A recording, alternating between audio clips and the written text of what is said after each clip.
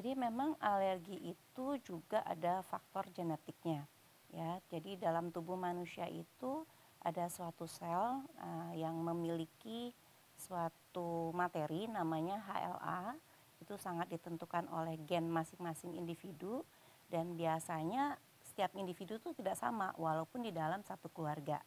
Ya, tetapi bisa saja bila misalnya ayah atau ibunya memiliki alergi, anaknya juga bisa.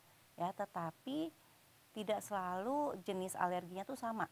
Ya, misalnya ayahnya mungkin alergi antibiotik, anaknya mungkin alergi obat yang lainnya gitu ya. Dan jenis reaksi yang timbul pun bisa sangat berbeda. Ya, jadi HLA ini yang bertugas mengenali obat-obatan atau bahan apapun dari luar tubuh kita.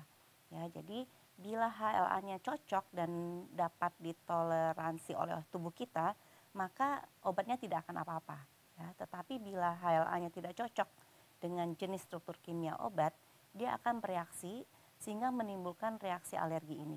Ya, jadi sebenarnya reaksi alergi yang timbul pada kulit ini adalah suatu mekanisme defensif atau apa ya istilahnya merespon imun tubuh kita terhadap sesuatu yang asing. Ya, jadi dia akan menolak sehingga timbullah gejala atau tanda-tanda alergi pada obat ini.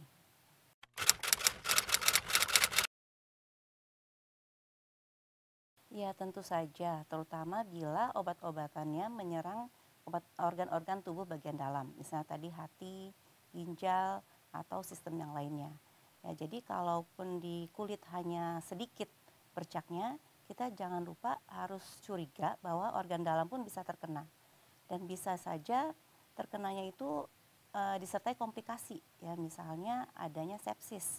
Sepsis itu adalah infeksi karena bakteri. Jadi misalnya timbul Stephen Johnson, sering sekali kan kulitnya melepuh.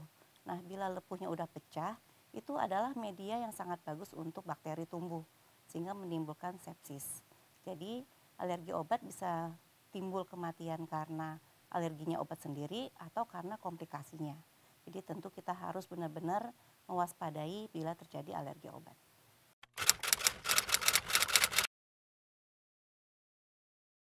Ya, organ dalam yang paling sering terkena adalah organ hati dan organ ginjal. Nah, pada hati itu kita tahu ada suatu bahan namanya bilirubin. Nah, bila memang obat itu alergi, biasa bilirubin ini akan meningkat. Berikut juga dengan SGOT, SGPT. Nah, tetapi tentu saja itu berdasarkan laboratorium. Tetapi yang mudah kita kenali dari tubuh atau bisa gampang kita lihat adalah bila matanya tiba-tiba menjadi lebih kuning. Ya, kuning, kemudian buang air kecilnya itu biasanya lebih coklat seperti teh. Ya, itu tanda-tanda ada gangguan fungsi hati. Kemudian bila kenanya pada ginjal, itu biasanya mendadak kita tidak bisa buang air kecil.